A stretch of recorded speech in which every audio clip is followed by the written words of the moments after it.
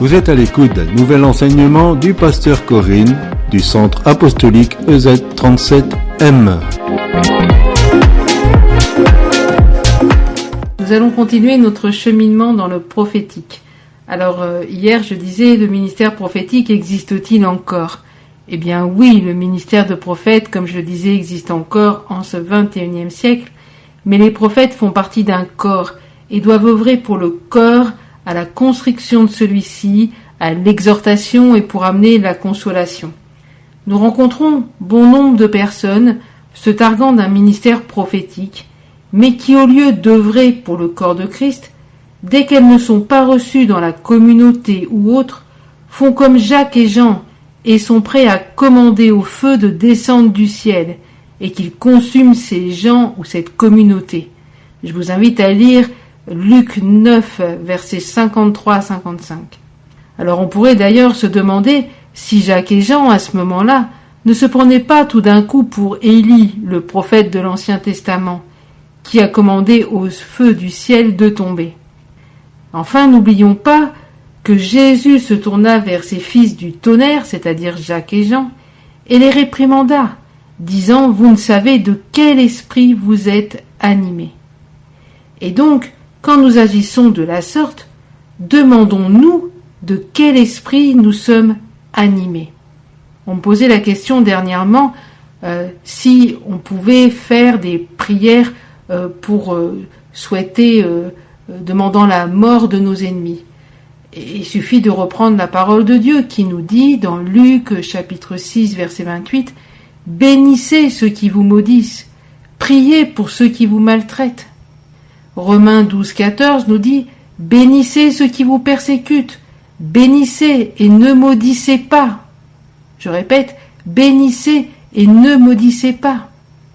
Et dans 1 Pierre chapitre 3 verset 9, il nous est dit « Ne rendez point mal pour mal ou injure pour injure.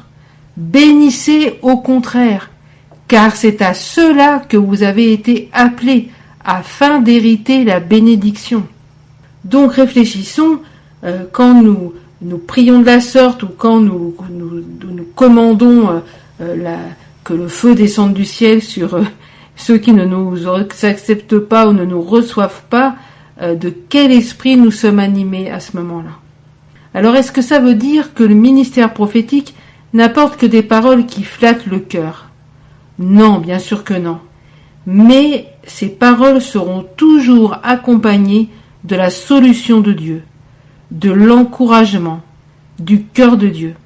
Et dans le domaine prophétique, nous allons voir aussi qu'il y a des pièges. S'il est vrai que le ministère prophétique est très souvent exposé au rejet, tout ce que je viens de vous partager ne fait qu'amplifier ce rejet. Cependant, nombreux sont celles et ceux qui se cachent derrière cette phrase. Un prophète est toujours rejeté, pour ne pas accepter de se remettre en cause et d'apprendre ainsi à gérer le prophétique qu'ils reçoivent. En fait, ils justifient leur mauvais comportement en évoquant qu'un prophète est toujours rejeté. Et je pense que vous l'aurez compris, la mauvaise gestion de ce qu'un prophète reçoit va amener le rejet total du prophétique, non seulement par les responsables de la communauté, mais aussi par le peuple. Et malheureusement, le problème ne s'arrête pas là. La personne rejetée va être blessée et souvent remplie d'amertume, de colère. Et si elle ne règle pas cela rapidement devant Dieu, en décidant de pardonner, en rejetant toute racine d'amertume naissante dans son cœur, et en se remettant également en question quant à la façon d'apporter le prophétique, eh bien toutes ces choses qui sont dans son cœur vont amener un mélange dans son prophétique qui ne sera plus empreint du cœur de Dieu. Et c'est véritablement important ce que je suis en train de vous partager. Le but de l'ennemi, en fait, est de voler votre don prophétique et de le détruire. Et de détruire, bien évidemment, aussi votre personne.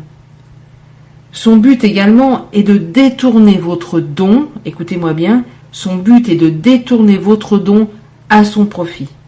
Et en fait, c'est ainsi que par la colère, l'amertume, la rancœur, des portes sont ouvertes à l'ennemi et ainsi s'infiltrent et tronquent ce que vous auriez dû dire de la part de Dieu.